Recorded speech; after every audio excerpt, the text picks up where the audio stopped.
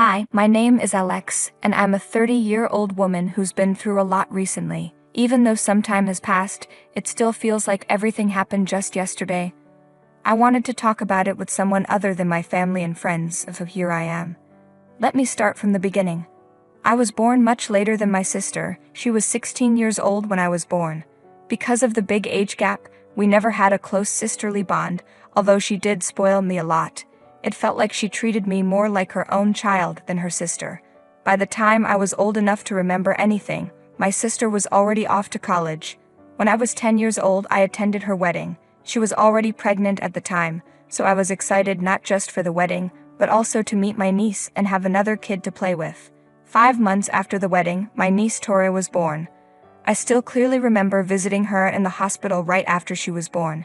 I was so excited to see her little face and felt an overwhelming amount of love for her. After Tori came home, I spent as much time as possible with my sister to help take care of her. As the years went by, my love for Tori only grew. I would always offer to babysit whenever my sister needed help. Instead of thinking of each other as aunt and niece, Tori and I felt more like siblings.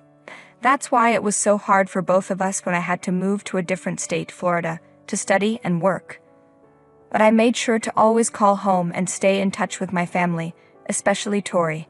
The distance didn't break our bond. In my last year of university, I met my husband, Caleb.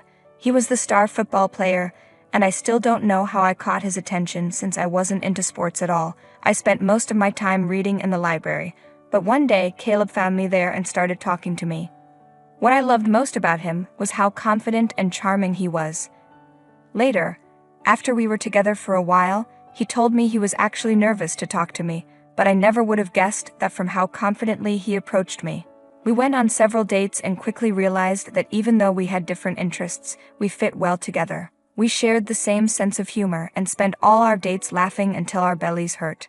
It didn't take long for us to make our relationship official. I always made it clear to Caleb how much I loved my family, so we met them through many video calls. The only person I didn't tell about Caleb was my niece Tori. Even though Caleb had met almost everyone important in my family, he hadn't met Tori yet. I did talk to him about her a lot though. One day, Caleb asked why he hadn't met my niece, even though I talked about her so much. I told him, "Babe, I haven't introduced you to Tori because she's just 11. I want to protect her innocence from my adult life." He replied, "I don't think 11 is too young. I'd like to meet her and be part of her life too. Tori is the most important person to me, but she's still a child. She doesn't need to be involved in my romantic life," I explained. "It feels like you're keeping me separate because you doubt our relationship's future," he said. "What? That's not true at all," I assured him. "You're afraid of introducing me to Tori in case things don't work out between us. You don't want to introduce her to someone who won't be a constant in her life," he continued. "You've got it all wrong. It's about protecting her, not doubting us," I said. "All right, fine, let's drop it. Just understand that I see a long future for us, but I'm just not ready to mix our worlds yet," I explained. I understood why Caleb was upset, but I wasn't ready to involve Tori in this part of my life yet. I wanted to protect Tori's innocence, even though deep down I knew I wasn't really doing that. In my mind, she was still that little baby I first met in the hospital, and I wanted to keep seeing her that way at least until she became a teenager. 2 years after we graduated from college, Caleb asked me to move in with him, and I happily agreed. I was thrilled to live with the man I was so deeply in love with. During this time, I also met all of Caleb's family. Caleb was still a little hurt that I hadn't told Tori about him yet, but he chose to let it go instead of bringing it up. I could tell he was still bothered by it because he would briefly mention it before dropping the subject. When Tori turned 13, I waited a couple of months before finally telling her about Caleb. We got on a video call one day while Caleb was out for a run. "Tori, I have something to share with you," I said. "What's up?" she replied. "I have a boyfriend." "Really? Oh my gosh, tell me everything," she exclaimed. "His name is Caleb. We met in college and have been together since my senior year." "Is he a good guy?" she asked. "He's the best. You'll love him," I assured her. "I can't wait to meet him then." "Well, actually, we were planning to come for Thanksgiving." "Wait, seriously? I've got bad timing, huh?" "What do you mean?" I asked, confused. I got into that boarding high school I've been raving about for ages. I need to be there next month. That's amazing, Tori. I'm so proud of you. Yeah, but I won't be around for Thanksgiving. Don't worry about it. I'm planning on marrying Caleb anyway, so you'll have plenty of time to meet him. You're already planning weddings, huh? I love it, she said with a laugh. We spent the next half hour excitedly talking about Tori's new school. I learned that Tori would only have some time off, but now that Caleb and I were working, we couldn't just take off to go meet her. And when Tori was at school, she wasn't allowed to use electronics for long periods. Tori was fine with that because the school had so many extracurricular activities that would keep her busy and tire her out by the end of the day. I was excited for her to experience new things. When Caleb came back from his run, I told him about the call. Once again, he was disappointed that he missed meeting Tori, but he felt better knowing that I was ready to introduce him. He didn't mind waiting because he knew I wasn't purposely keeping him away from the most important person in my life. A couple of months later, while we were visiting my family for Thanksgiving, Caleb decided to propose to me. I couldn't have imagined a better time for him to do it. He knew how much I wanted my family to be there during my big moments. I said yes with the biggest smile on my face and tears streaming down my cheeks. We got married within the next year. Tori, of course, heard the news and sent a text congratulating me. Caleb and I spent the next year meticulously planning our wedding. We wanted everything to be perfect. Since Tori was still at school, there was no way for her to attend the wedding. I was crushed that she couldn't make it, but I knew her education was more important than an event like a wedding. Plus, Caleb comforted me by saying we could have a small ceremony after Tori graduates to replicate our wedding. The wedding was a grand affair. Everyone laughed and cried, and I felt like the luckiest girl alive. The love and support I received that day were beyond anything I could have imagined. I truly believed that the rest of my life would be blissful because I'd get to spend it with Caleb. And for the first year of our marriage, that was true. But then things started to go downhill. We both had stable 9-to-5 jobs, made good money, and lived comfortably. We were never really interested in having children, so that wasn't something we had to plan for. So it came as a surprise when one night while we were lying in bed, Caleb asked if he could start working overtime. "Babe, there's something I need to talk to you about," he said. "What's up?" I asked, a little concerned. "I've been thinking about taking up overtime at work," Caleb said one night as we lay in bed. "Overtime? Why the sudden interest?" I asked, surprised. "I've been aiming for a promotion for a while now, and the extra money could help us," he explained. "I love that you're passionate and ambitious, but we're already comfortable," I said. "I know, but I think we can do even better," he replied.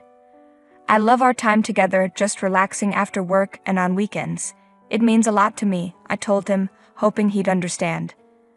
"I value that too, but I see the potential for more," he said. "It's not about potential, it's about quality of life. I want to enhance our quality of life through hard work," he insisted.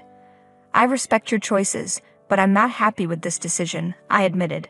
"I'm doing what's best for both of us," Caleb said, then turned over and turned out the light after wishing me good night. I was left awake with my thoughts, feeling upset that Caleb had made this decision without really discussing it with me. We didn't need the extra money. Both of us were able to save a good amount each month. We had made smart investments and had our retirement funds set up. We lived comfortably, so I didn't understand why he felt the need to work more. But I figured that if Caleb was happy, I would be happy too. The next few months were torture for me. Caleb started coming home late and was usually too tired to do anything. He'd eat dinner and go straight to bed. He even worked on Saturdays and spent Sundays sleeping. I barely saw him properly most days, and I missed spending time with my husband. I tried talking to him about cutting back on work, but he always brushed me off, saying it was for our benefit. Eventually, after 6 months of this, Caleb did get promoted. I thought this would mean he'd have more flexibility with his time. While he did get more flexibility, it came with constant business trips. Every other week, he was flying out of state. It got to the point where it felt like I wasn't living with my husband anymore, just a roommate I barely knew. I didn't know what to do. One month, Caleb hadn't been home for more than 2 days, and that was my tipping point. I broke down in front of him, asking why he never spent time with me anymore. "Seriously, Alex? You're being so dramatic," he said, annoyed. "I'm not being dramatic, I'm just expressing my feelings," I said, hurt. Well, you're being selfish. I'm working hard for a better life for us, he shot back. I never asked for any of that. All I want is time with you, the simple things we used to do, I pleaded. Right, because sitting on the couch watching junk TV is so fulfilling. Stop being ungrateful, he snapped. You're calling me ungrateful? I appreciate your hard work, but it's tearing us apart, I said, my voice shaking. If I waited for you to tell me what to do, I'd be stuck doing nothing in life, he retorted. Do you really think I'm holding you back? I asked, shocked. You settle for less, you're happy with the bare minimum. I'm not like that. I want more from life, he said, his frustration clear. I'm not settling. I'm content with what we have because it's enough for me, I tried to explain. And that's your problem. You're too lazy to chase after better things, he said harshly. I'm not greedy, Caleb. I value what's important over constantly working myself to the bone, I replied, tears filling my eyes. You just don't get it, do you? He said, storming out of the house, leaving me standing there, overwhelmed by a flood of emotions. How could Caleb treat me this way? How could he look at me with such disappointment when he used to see me as the light of his life? I let it be for a while, trying to process everything. Eventually, Caleb's business trips became so frequent that he barely lived with me anymore. My hurt numbed me entirely. I stopped talking to everyone as I sank deeper into depression. What pulled me out of my depression was a call from an unknown number. At first, I ignored the calls, but they were so persistent that I finally answered. I cautiously said, "Hello." "Hello, Alex, it's me, Tori," the voice on the other end said. "Tori? Oh my goodness, it's really you. How have you been? How come the new number?" I asked, surprised but thrilled. I know, it's been too long. I lost my phone and had to get a new one. Plus, it helped that I lost it right around the time I graduated high school. I'm so sorry I haven't kept in touch. Life got busy, and I let time slip away, she explained. Don't worry, I've been swamped too. Even keeping up with my own mom was tough. So, how come the sudden call? I asked, curious. I picked a university in Florida, Alex. I'm actually in Florida now, she said. No way, that's amazing. I'm so happy you're close by. We have to meet, I said excitedly. I was hoping you'd say that. I've missed you so much. Can we really meet up? She asked. Of course. Let's make plans. I can't wait to see you again, I replied, smiling. Me too. It's going to be awesome catching up, she said. We set a date for that weekend. I thought it was the perfect time because Caleb would be home that weekend, and I was eager to see Tori again after all this time. I realized that Tori's university was only an hour's drive from where I lived, so we could meet up more often. That night, I called Caleb to share the news, but he didn't seem to care. I got upset and asked, "Why aren't you excited about meeting Tori? After all this time, I've realized I'm never really a priority for you. You kept me hidden from someone so important to you with some silly excuse." Caleb responded, "That's not true. I don't think my feelings about this are silly. Can't we just forget about it for now? I still want you both to meet." "It doesn't matter now," I said, "but could you at least be nice when Tori's here? I don't want her to see our problems." "Oh, so now you care about appearances. When will you be honest with her?" Caleb shot back. "It's not about that. I just want her to see the good parts of us." "Good parts, huh? Doesn't seem like there's much of that left these days," Caleb said, walking away. I couldn't understand why Caleb was being so difficult. I wasn't asking for anything unreasonable. I would have said the same thing if any other family member was visiting. I decided not to think about it too much because it only made me feel worse. When the weekend arrived, I greeted Tori with a big hug and teared up seeing how much she'd grown. We had 2 hours alone before Caleb came back from his trip, and during that time, we caught up on everything we'd missed. We laughed and cried together as we remembered the past. When Caleb finally came home, he went to freshen up in the bedroom. When he came back to the living room, he kissed me and then introduced himself to Tori. Tori looked confused as she shook his hand. "How have you been, Tori?" Caleb asked. "I've been all right," Tori replied. "Well, that's good to hear. I've always wanted to meet you. Alex talks about you all the time, but she never let me meet you before. Yeah, I've been meaning to see you too. I'm glad we finally got the chance." "What university are you attending?" Caleb asked.